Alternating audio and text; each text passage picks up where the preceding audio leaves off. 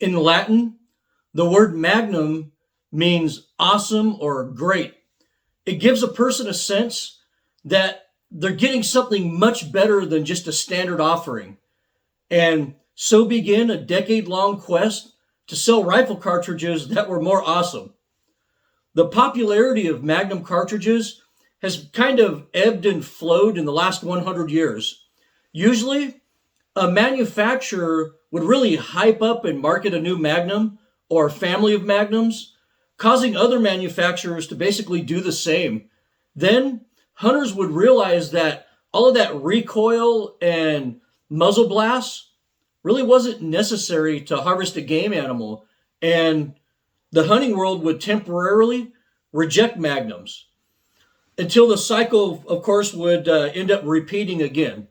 If you've been in the firearms industry long enough, you know that nothing is ever new anymore. And new cartridges just repackage the performance of cartridges that already exist.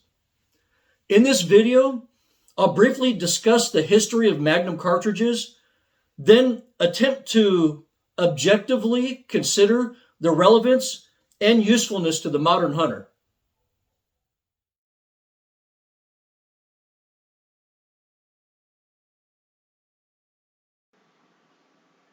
In the hunting world, the word magnum was first coined by some of the old 19th century double rifle rounds, like the 500 450 Magnum Express. Even the venerable old 375 Holland and Holland wasn't initially called a Magnum. It was called the 375 Belted Rimless Nitro Express. Winchester began calling it the 375 H&H Magnum in 1925 when they began producing ammo for it, and the name stuck. Even the great 300 H&H Magnum was initially called the Super 30, but Winchester changed that name to Magnum too. So one could say that the old 375 H&H is the mold and standard by which all future Magnum cartridges would be judged. In fact, nearly all Magnum rifle cartridges produced in the 20th century were based on the 375 H&H case. Most Magnums didn't need a belt, but the belt became more of a marketing ploy than anything else.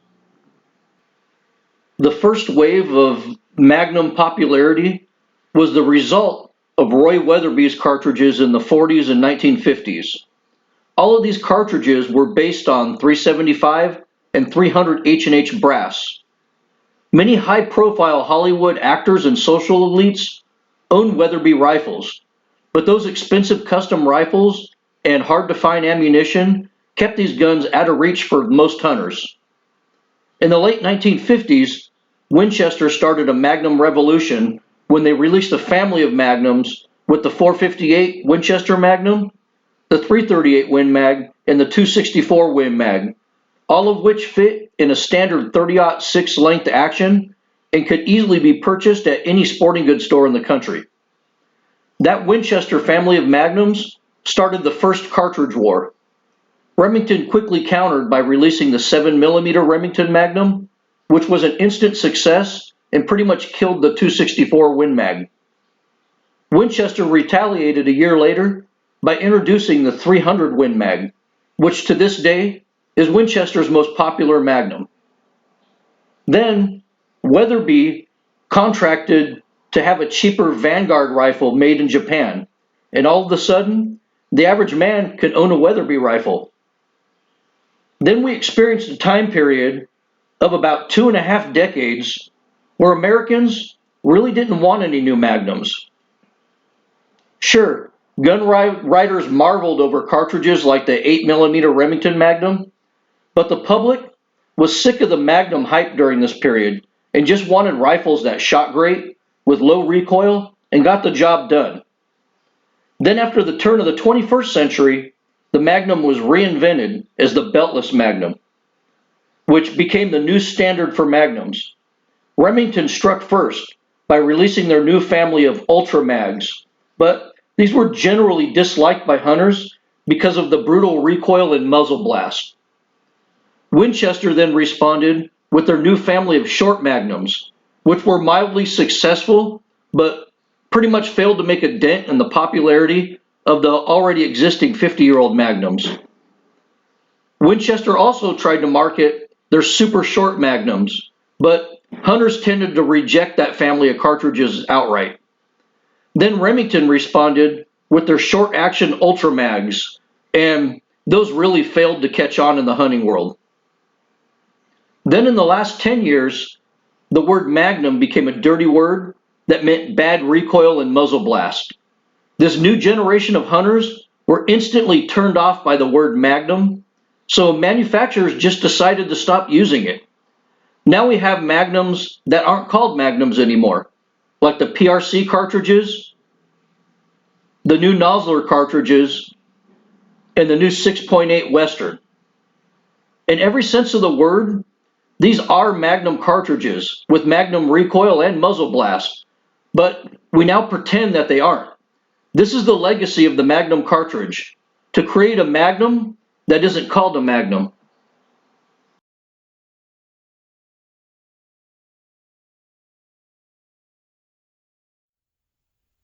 To the ethical hunter, a Magnum cartridge isn't an invitation to shoot elk at 600 yards.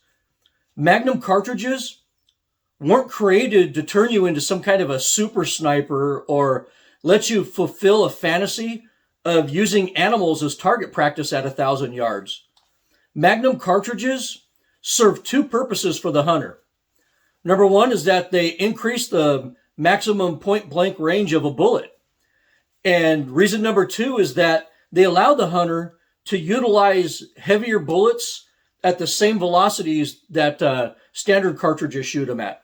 Basically, Magnum cartridges shoot flatter and or heavier bullets. Here's a chart showing some of the most popular standard hunting cartridges and their Magnum equivalents. For this comparison, we have the 300 Win Mag versus the 30-06, both shooting 180 grain AccuBonds. The 7mm Rem Mag versus the 280 Remington, both shooting 160 grain AccuBonds. And the 6.5 PRC versus the 6.5 Creedmoor, both shooting 140 grain AccuBonds. And what I've included in this is I provide, a lot of hunters zero by the maximum point blank range. I do that a lot. And so I gave that number. And I also gave numbers for 200 yard zero. And this chart is basically based on a 200 yard zero instead of maximum point blank range, just so we're comparing apples to apples on drift and drop. But as you could see, the Magnum cartridges actually do improve maximum point blank range for any given bullet, but not really by as much as people think. I mean, you look at the 300 Win Mag versus the 30-06, the 300 Win Mag's only giving you 20 more yards of maximum point blank range. And basically it's the same thing between the 280 Remington and the 7mm Rem Mag too. But I mean, you look at something like this, if if you're looking to shoot within a flatter maximum point blank range, you're only getting an additional 20 yards with the 300 Win Mag, but you're doing it at the expense of 33% more recoil. As a product of velocity, Magnum cartridges also carry more energy further. But within these maximum point blank ranges, which is basically 300, it's inside of 300 yards on all of these cartridges, within that maximum point blank range, are these energy differences really enough to matter? I mean, maybe with the 6.5s, because that Creedmoor is getting pretty weak when it goes out the distances. Maybe not for deer, but for something like an elk or a moose, the 6.5 Creed really runs out of gas pretty quick. So you maybe with this one, but with the other cartridges right there, that extra energy that the Magnum provides within the maximum point blank range really doesn't matter, to tell you the truth, for anything you're going to shoot with these cartridges. If elk's on the menu and you want your bullet hitting at about 2,000 foot-pounds of energy, the standard old 30-06 will do that. So you get a little bit of extra maximum point-blank range with the Magnums, but this performance isn't exactly free. It comes with a cost, and that cost is recoil, muzzle blast, less barrel life, and increased reloading expenses. So as a hunter, you need to do a cost-benefit analysis and decide if an extra 20 yards of maximum point-blank range is really worth it to you. To most people, shooting at animals inside of 300 yards, it's probably not worth it. But there's also another consideration for the modern ethical hunter, and that's the bullet's performance. We're basically looking at velocity with that. And some bullets don't really perform well on high velocity impacts at very close ranges. And other bullets really thrive at high velocities.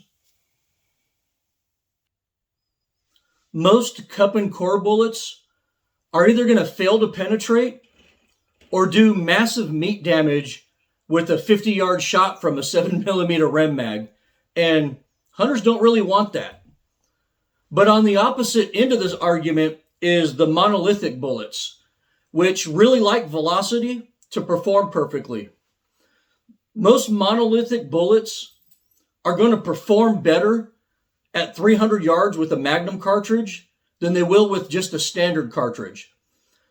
This benefit really wasn't part of the original consideration for Magnums in the 1950s, but it's relative to modern hunters and makes velocity an advantage with these. As far as lethality goes, don't believe the hype surrounding hydrostatic shock from high velocity cartridges like the Magnums. It's actually an extremely overrated concept in the real world. People pay too much attention to gelatin. At 250 yards, an elk isn't going to know the difference between being shot with your 30-06 and a 300 Win Mag, but you'll know the difference.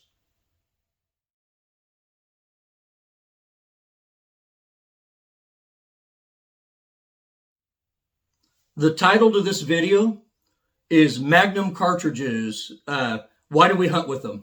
And as you saw in this video, the answer to that is actually very complex. Some hunters truly need a Magnum cartridge because they need that increased performance envelope to ethically harvest game because of the animal's size or the distance necessary to harvest the animal. Others are just fooling themselves and endure more recoil, muzzle blast, barrel wear, meat damage, and reloading expenses than they really need to. And some hunters are just purely drawn to the mystique and machismo that comes from blowing apart a black-tailed deer at 50 yards with your 300 Weatherby.